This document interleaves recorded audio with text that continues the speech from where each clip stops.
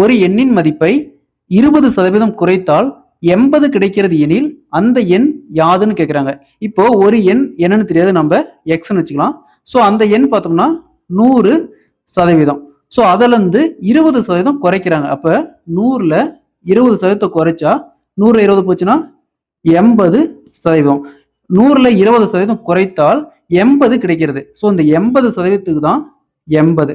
அப்போ 1%க்கு இது அப்படியே கேன்சல் பண்ணா ஈக்குவல் டு 1. நமக்கு தேவை 100%. அதாவது அந்த எண் யாருன்னு கேட்குறாங்க. அப்போ 100%. 1%க்கு 1னா அப்போ 100%க்கு ஈக்குவல் டு 100.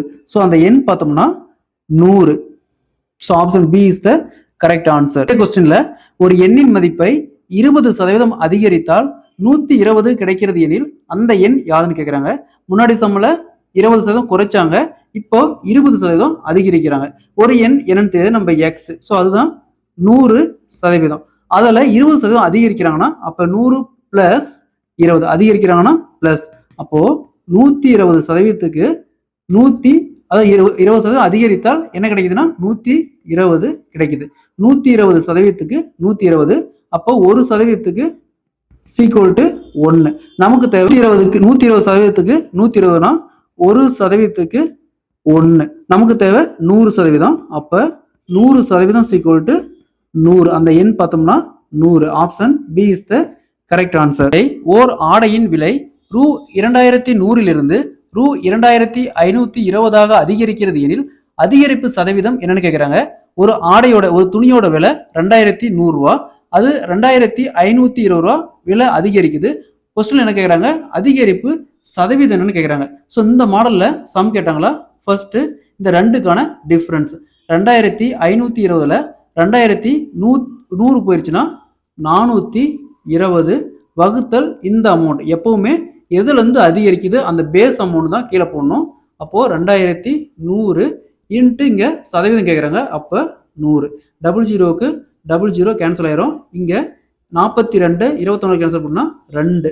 அப்போது 20%. Option B is the correct answer. ஒரு நபரின் வருமானம் 10% அதிகரிக்கப்பட்டு பிறகு 10% குறைக்கப்பட்டால் அவருடைய வருமானத்தில் ஏற்படும் மாற்றத்தை சதவீதத்தில் காண்கன்னு கேட்குறாங்க.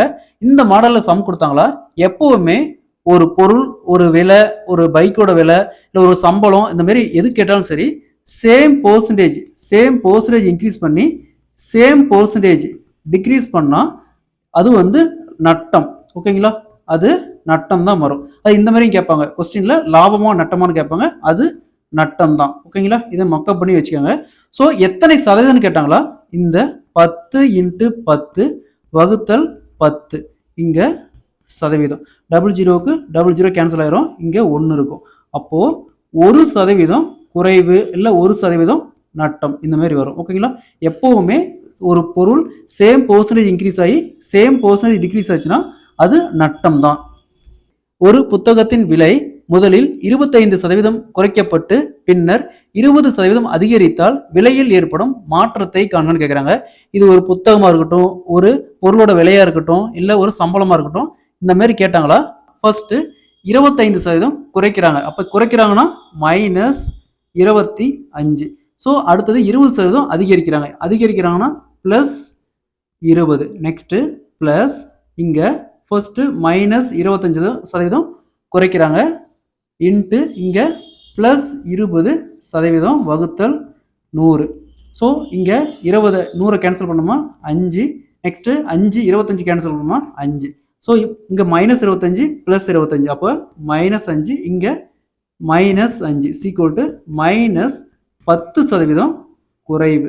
ஸோ அதில் ஏற்படும் மாற்றம் பார்த்தோம்னா -10%.